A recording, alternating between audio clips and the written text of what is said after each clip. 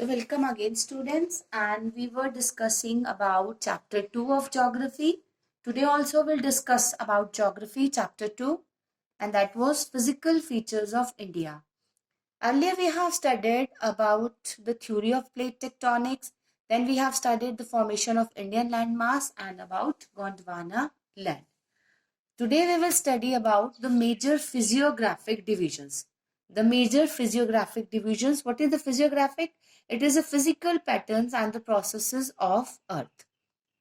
So the physical features of India can be grouped under the following physiographic divisions, and these are the Himalayan mountains, the northern plains, the peninsular plateau, the Indian desert, the coastal plains and the islands. Today we study only about the Himalayan mountains and the northern plains. I think you remember we have studied that how our Indian landmass was formed. It is because Indo-Australian plate, it was drifted towards north, and the northward drift resulted in the collision with the much larger Eurasian plates, and that forms the Indian landmass. I think you remember. With the picture you can clear that how the Indian subcontinent, the Indo-Australian plate, it was drifted towards the north, and in that drift it resulted in with the collision with the much larger Eurasian plate, and how that is why how our present day Indian subcontinent was formed.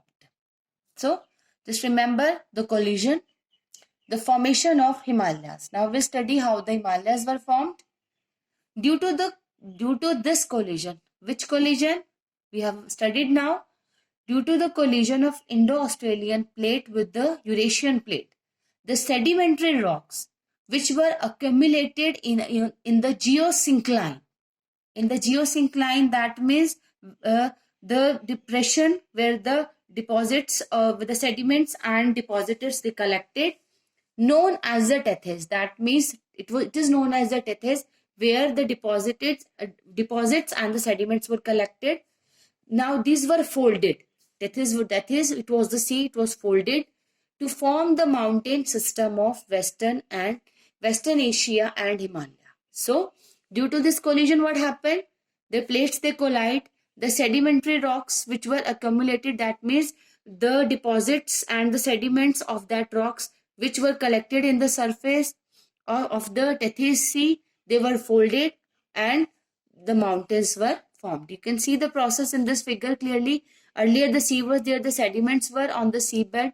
Then when the plates they collide, there was a compression, and then at the last the Tethys it was escaped and the mountains was formed. The Himalayan uplift out of Tethys Sea. So now what happened? The Tethys it was escaped and the Himalayan they were uplifted, and subsistence of the northern flank of peninsular plateau. And what happened? The Tethys it was also escaped, and the northern flank and the northern side of peninsular plateau it was also goes downward, and it resulted in the formation of a large basin. This is the procedure how the Himalayas were formed. Now we study about Himalayas. The Himalayas, geologically young and structurally fold mountains, they are stretched over the northern borders of the India, and these mountain ranges they run in a west-east direction from the Indus to the Brahmaputra. You can see from the Indus to Brahmaputra, the ranges are.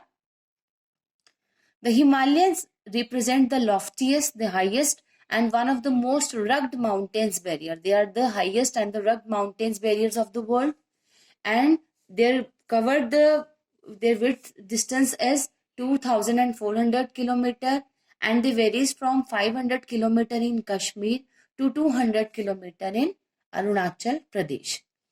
And their altitude varies. That means there's a variation in their altitude, and this variation is greater in the eastern half than the western half. That means altitude is high in the eastern half and less in the western half. So now we'll study about the ranges of Himalayas.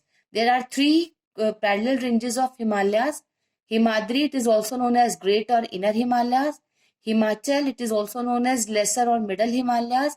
And Shivaliks, it is known as outer Himalayas. So we'll study them one by one. Firstly, Himadri or Great or Inner Himalayas. We'll study about Himadri or Great or Inner Himalayas. The northernmost range, that means the northernmost range is known as the Great or Inner Himalayas. The northernmost range of India, it is known as the Inner Himalayas or Himadri.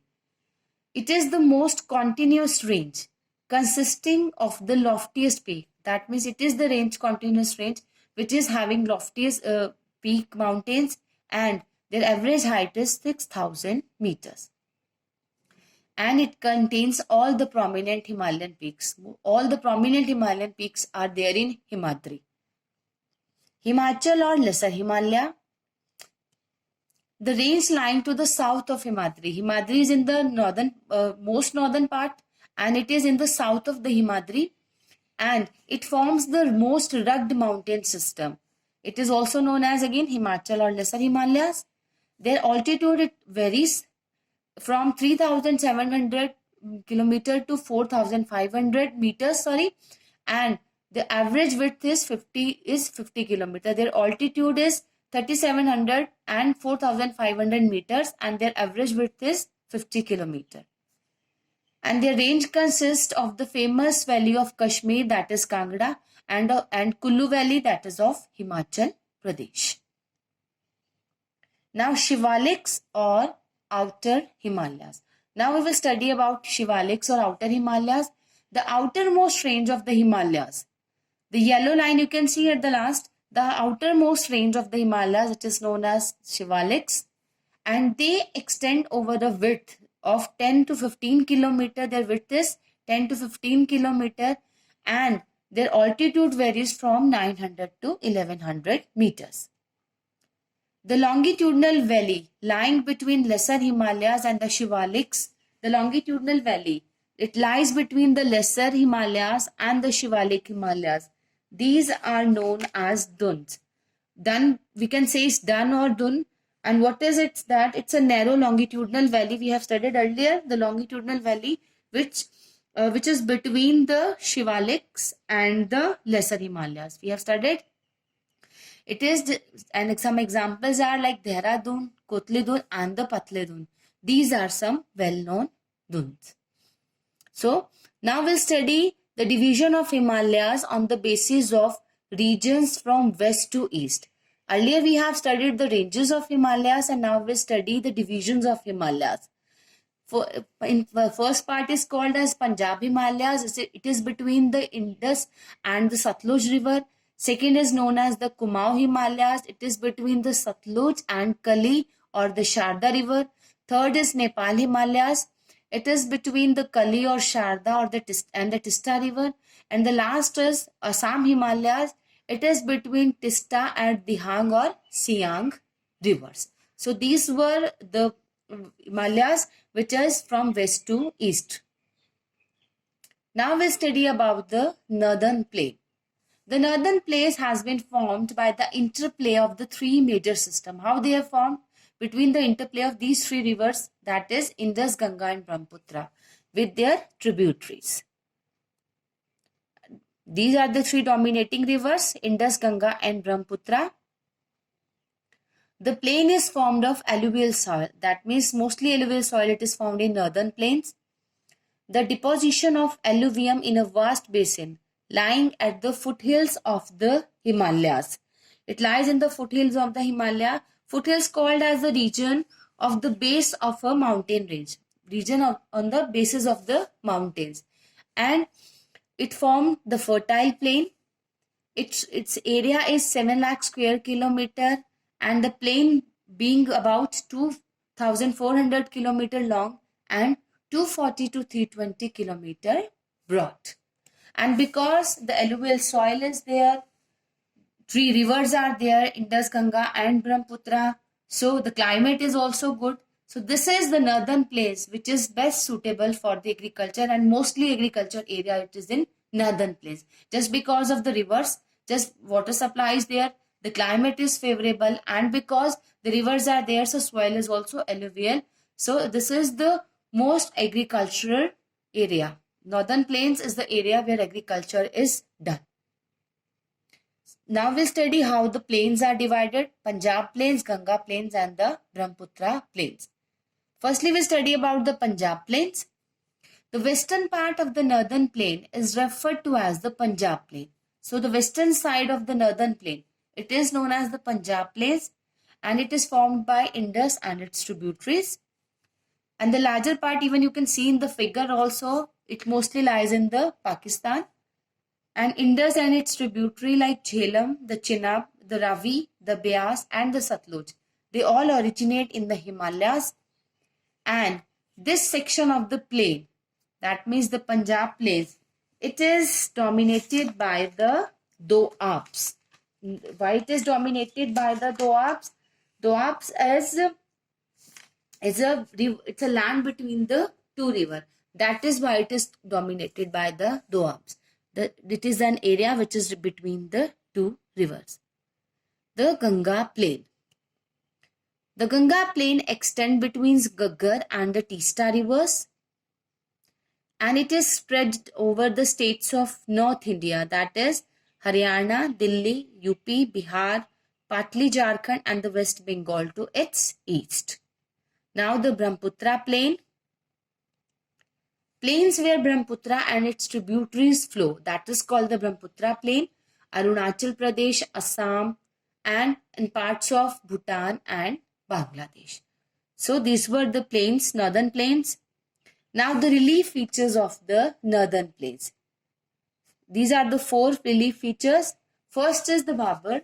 The rivers after descending, that means the river when they were descending from the mountains, their deposits or some pebbles, they create a narrow bed, and that is between the 8 kilometer to 16 kilometer in width, and they are lying parallel to the slopes. They are lying parallel to the slopes of Shivalik. This is known as the Babur. You can see these examples of Babur. The second is the Tarai, a narrow belt of a wet, swampy and a marshy region to the south of a Babur belt. And mostly because it is a wet, swampy and marshy, so this is a forested area, wildlife is there. But now these days the forest, it is cleared, it is because of the agricultural production. The Bhangar, it is an older alluvium of the plain, and Kankar and clay, these all are common. Because Kankar and clay is there, so it is not renewable, and because of Kankar and clay, it is less fertile, and it is found away from the rivers. The Khadar, it is young alluvium of the plains. It is called as the young alluvium of the plain. It can be renewable, so it can be renewed after a year. It is found near and in the course of rivers and floodplains. So where it found near the floodplains and in the courses of rivers. And it is fine in quality and it is more fertile. Because it is fertile, so agriculture can be done there. So this we have studied about the northern plains and about the Himalayas and the formation of Himalayas. Next, about the next physiographic division, we study in our next video.